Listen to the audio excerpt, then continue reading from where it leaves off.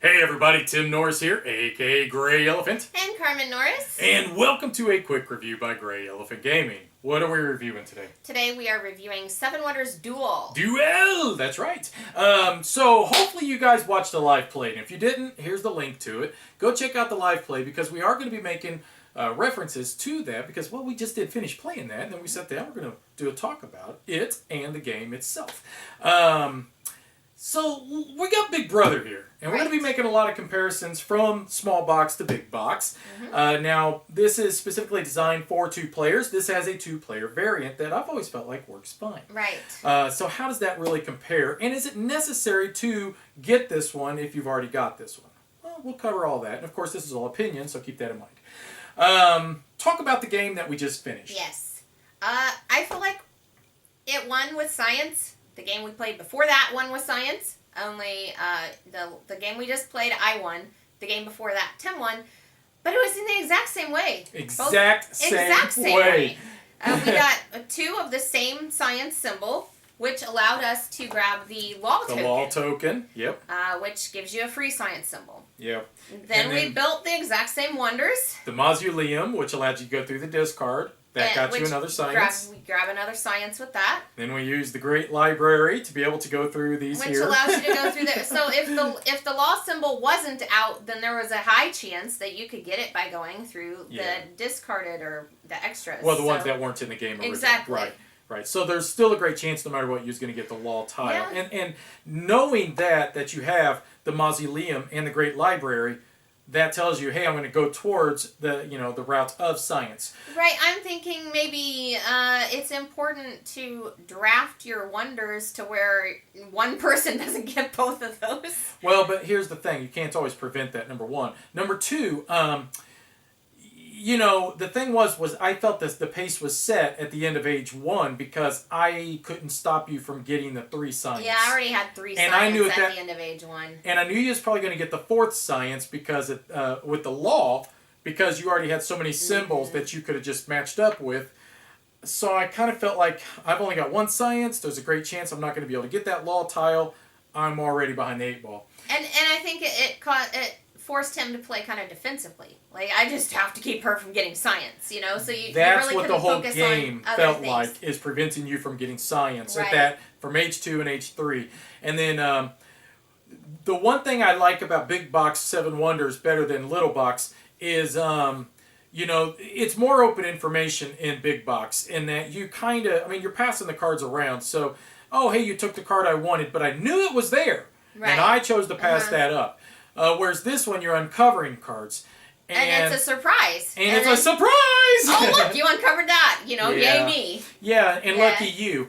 Now, And that's what happened in the game. We uncovered this card that gave me 6 coins. Yeah, right there. And that just kind of did it, because I was going to be able to build my wonders from there. Yeah, and it was funny. We talk a lot off camera between shots during our live play, and I told her right then, I said, you with that 6 money, I said, you do realize I think you just won the game.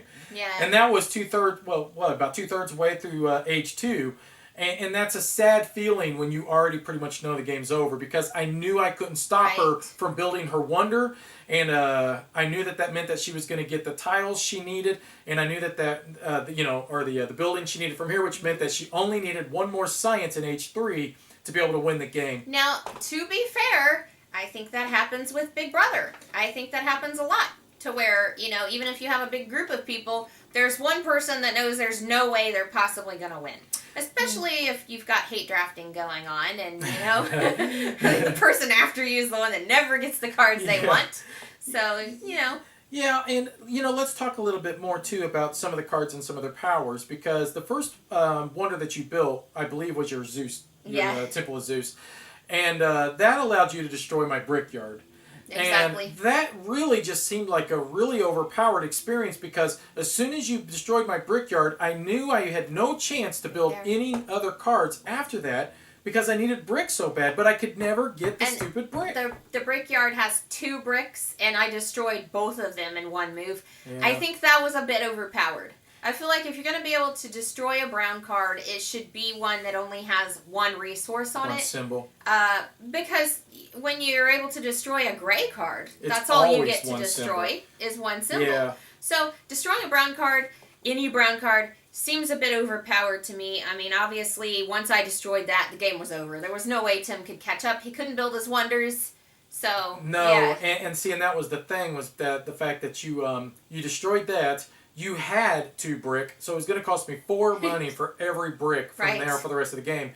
In a game where I'm already struggling to get money. Yeah. In a game where you're marching your military down and you're taking my money. And I mean, I did plan that. I mean, I knew I wanted to build Zeus later in the game so that I would have my choice of which brown card would be most, would benefit me the most to destroy. But at the same time, Tim didn't even have that option with the gray card. No. It was basically either paper or glass. Right. That's all it boils down to, and a single one of each. So yeah, our last 2 games have ended the exact same way, in the exact same manner, in the exact same age, with about the exact same amount of cards left over, which is really funny, with the military in almost the exact same position. So for giggles, what we did is we did finish out the game, just to kind of see how it would have played out. Oddly enough, I would have won if it would have played completely out. That's mildly surprising because I did build all of my wonders, including the pyramids, which was 9 victory points. But you figure throughout the entire game, Tim was getting blue cards because I was going for the science. Yeah, but sad part was I didn't really want the blue cards. That's all that I could do. And that's the one thing. But that is why you got so many points. Well, yeah, but at the same time, I would have preferred to have had either a science or possibly even a military just to put pressure on you, because blue cards aren't putting pressure on you. They're saying, yeah, I'm gaining victory points, but you know what? I mean, you've got 4 science, so now I've got to spend the rest of the game just to try to prevent you from getting more science. But that is the strategy I went for. I mean, I definitely knew that I was going to use my wonders in order to get science. I kind of built the pyramids just because I really had nothing else to do that. Yeah. Well, I think you used the card I wanted. No, you just used the junk card. Yeah. I thought possibly it was a card I wanted. But, all right, so, I mean, let's try to wrap it up. Let's make the comparison 100%. The 2-player experience alone, and if you wouldn't mind, I'd like to go first.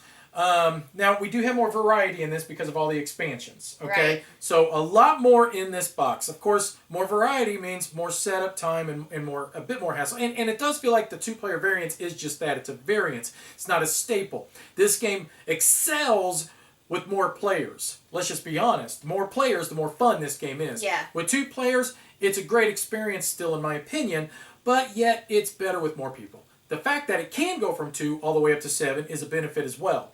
So I guess when you say this one, 7 Wonders Duel compared to this one, I think this one wins, hands down, because of the variety, because of the fact you can play more players. But it does have longer setup time. This one's a bit more simplistic in the way that it works.